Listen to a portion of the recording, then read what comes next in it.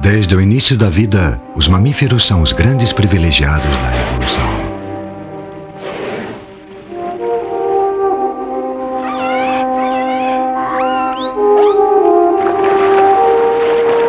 O sangue quente que corre pelas suas veias lhes outorga um poder inigualável.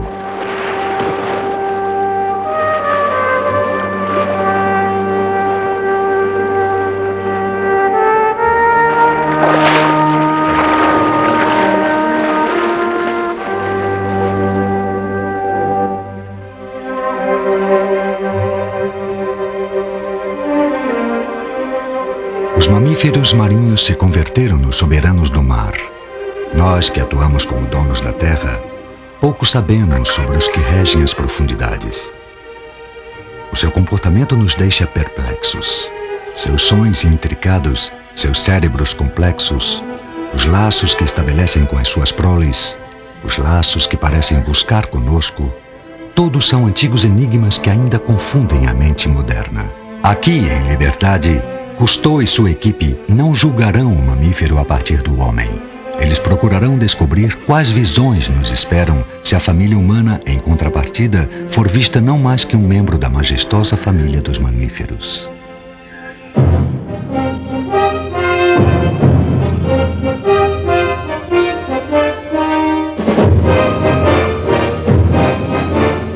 A Grande Aventura de Cousteau.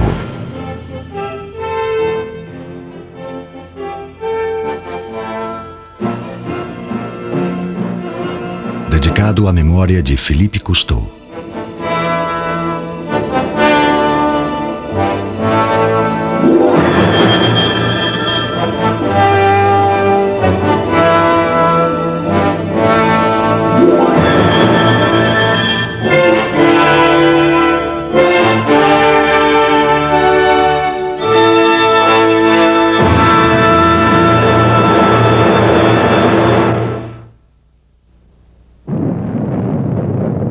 O infinito é o grande sonho da humanidade. Nós que ansiamos por companhia nos lançamos a planetas distantes, buscando pelo menos uma gota d'água, símbolo cósmico da vida. Até agora só encontramos deserto, desolação, pó. Mas não estamos sozinhos. Decepcionados com a falta de vida no espaço, nos esquecemos de outras possibilidades de vida na Terra. Existe um planeta água.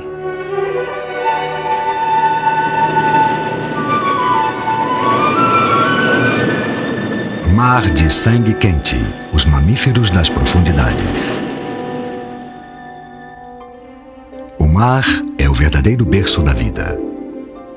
Aqui, a primeira célula tomou forma com o ADN e os seus códigos genéticos foram implantados como uma semente. As criaturas se adaptaram para enfrentar as ameaças de seu entorno, aprimorando-se era após era.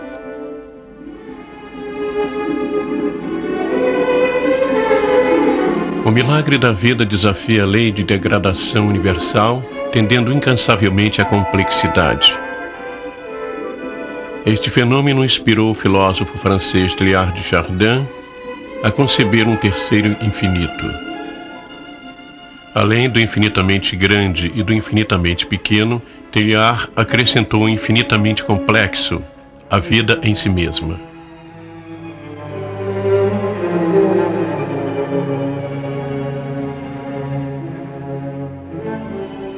Referências da evolução: nervos, mandíbulas, vertebrados. Finalmente, o mar frio forjou o modelo perfeito de animal de sangue frio, o tubarão. Após bilhões de anos no seu berço líquido, a vida saiu à conquista da Terra. As criaturas tiveram que desenvolver uma série de mutações que compensassem a perda de energia causada pela gravidade terrestre.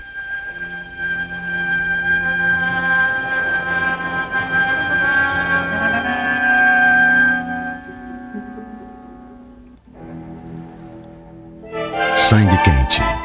Com uma temperatura central elevada, os pássaros e mamíferos se converteram em verdadeiros motores de combustão interna, dotados de uma imensa potência.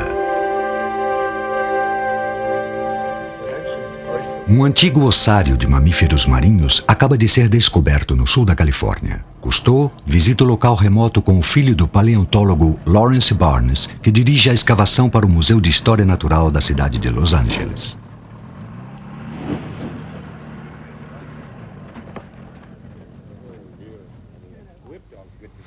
Essas montanhas já estiveram primeiro submersas no mar. Estes ossos são peças soltas de um verdadeiro quebra-cabeça pré-histórico. Após milhões de anos, adaptando-se à Terra, alguns mamíferos retornaram à água. Ninguém sabe por quê. Os motivos não estão enterrados na Terra. Os esqueletos dispersos somente são fragmentos das respostas. We found a fossil skull of a baleen whale. It's about 14 or 15 million years old. Aqui temos o crânio e a parte frontal do crânio está aqui atrás. Os espiráculos estão entre estes e a mandíbula inferior ao lado. De que época são os fósseis de baleia que foram encontrados? As baleias remotas datam de pelo menos 45 milhões de anos atrás. 45 milhões de anos? Não foi mais ou menos nessa época que alguns mamíferos regressaram ao oceano? Foi. Não foi antes ainda? Bem, foi pelo menos nessa época ou um pouco antes que eles vieram para o mar. Isso, assim, é a mandíbula inferior de uma das primeiras baleias jamais encontradas. Onde está o seu dente de tubarão? Para mim, estes dentes se parecem um pouco com os dentes de tubarão. Triangular. Pontiagudo. E você sabe alguma coisa sobre os antepassados terrestres das primeiras baleias? O grupo de animais do qual as baleias provêm, segundo a maioria dos paleontólogos, possuía parentes com características semelhantes a estas. As hipóteses da ciência parecem estar inspiradas em magia. Um animal que parece um lobo assume a forma de uma espécie de serpente marinha. As fossas nasais ascendem até a parte alta do crânio.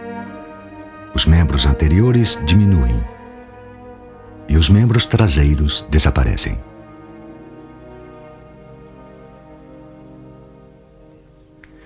No Museu Oceanográfico de Mônaco, que ele dirige, Cousteau medita sobre um dado esquecido da evolução.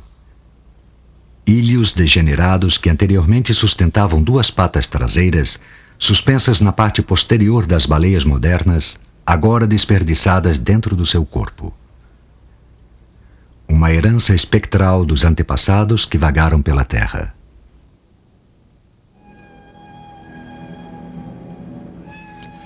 Nas profundezas do mundo líquido, os traços terrestres se perderam no tempo. Livre da gravidade, Leviatã se parece mais com uma montanha viva do que com um mamífero. A sua massa imponente lhe permite manter uma temperatura elevada, 38 graus centígrados, neste frio habitat, já que na água perde o seu calor 20 vezes mais rápido que no ar. A sua longa cauda, que agita as águas de forma lânguida e indolente, é capaz de desenvolver uma potência de 500 cavalos.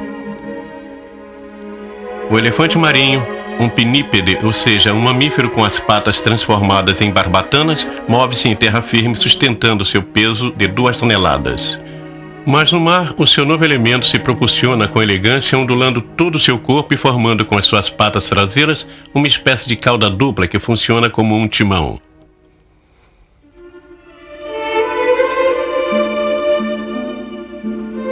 Os leões marinhos são capazes, inclusive, de galopar em terra firme quase tão velozmente quanto um garanhão. Contudo, também podem deslizar pelo meio subaquático, agitando as suas nadadeiras frontais como as asas dos pássaros. A pequena lontra marinha depende de sua pele, a mais espessa da terra, para mantê-la aquecida e completamente seca na água. O menos adaptado dos mamíferos marinhos, ela está apenas começando a adquirir as características étnicas dos seus companheiros. A cauda e as 2 patas traseiras achatadas funcionam como um remo triplo.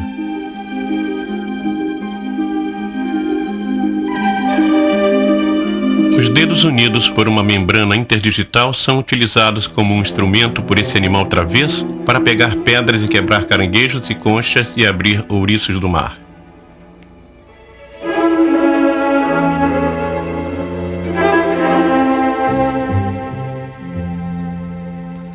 Apesar dos mamíferos estarem dotados de uma excelente visão, a escuridão das águas forçou uma outra adaptação: aumentar a capacidade da sua percepção visual através da utilização da voz. A equipe do Calypso escuta os animais que invadem esse mundo silencioso com os seus sons.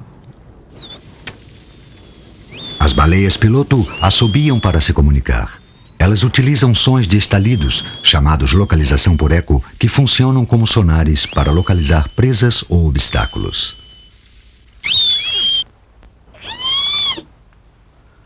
O grito agudo do manati, raramente gravado, pode significar que esta plácida criatura esteja manifestando alguma emoção.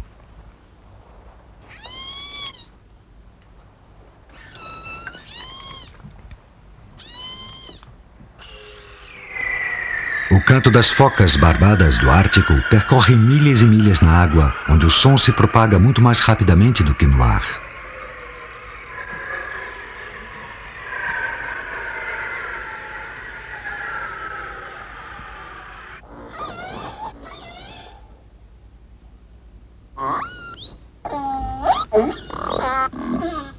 A vida marinha se dispersa ao grito da orca, a baleia assassina.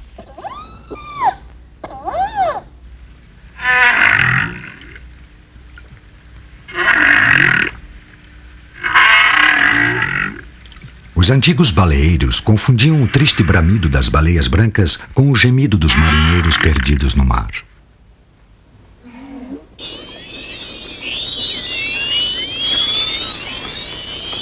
Cada espécie de golfinho emite o seu próprio assobio. Alguns dos seus sons atingem frequências tão altas que somente são audíveis por humanos quando gravados e repetidos em velocidades mais lentas.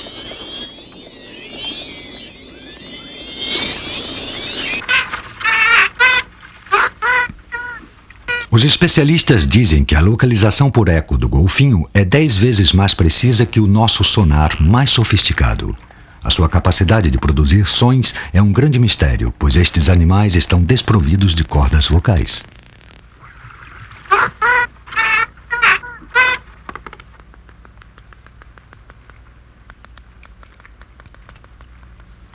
O número de sons produzidos pelo golfinho é bem maior do que o número de palavras nas tragédias de Racine.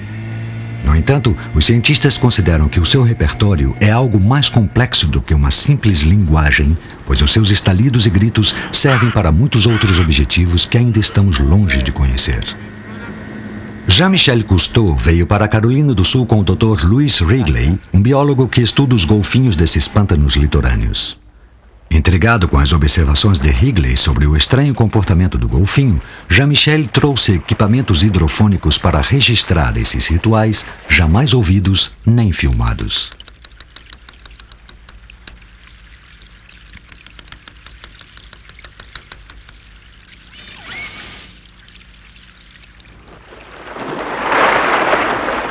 Os estalidos se intensificam na medida que os golfinhos se aproximam do objeto de seu sonar.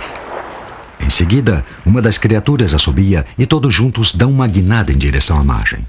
Jean-Michel, que pesquisa esse comportamento há 3 anos, pergunta a Lu qual é a motivação real. Bem, eu acho que os golfinhos estão encontrando uma forma mais fácil de capturar peixes do que escolhendo o único peixe na água quando eles vão em direção a um cardume. Eles conduzem o cardume pela margem a menos de 1 metro de profundidade e então, quando os peixes estão bem perto da superfície, os golfinhos podem atacá-los quando quiserem. Eles fazem um círculo aprisionando os peixes. De repente, plaft, saltam para cima da margem e vindo completamente para fora d'água encalham, deixando os peixes se agitando. Então, muito cuidadosamente capturam os peixes, uns 5, 6 ou 10, ao invés de apenas um, quando perseguem o cardume. O banquete salta das ondas como um verdadeiro festim.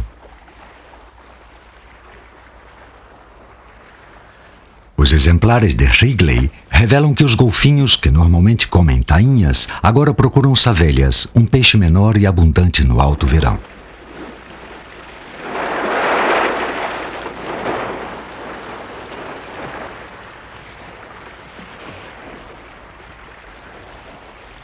Os golfinhos sempre descansam sobre o seu lado direito. Poderíamos dizer, de certo modo, que são destros. Os golfinhos que vão à praia como se estivessem em um restaurante desafiam as teorias elaboradas sobre os grupos de baleias que encalham e morrem. Os especialistas sugerem que a areia rompe o sistema do sonar ao amortecer os ecos de seus estalidos. Os golfinhos da Carolina do Sul certamente ignoram essa hipótese. Por outro lado, sugerem mais enigmas. O mergulhador do Calypso, Dominique Sumian, escuta uma vez mais.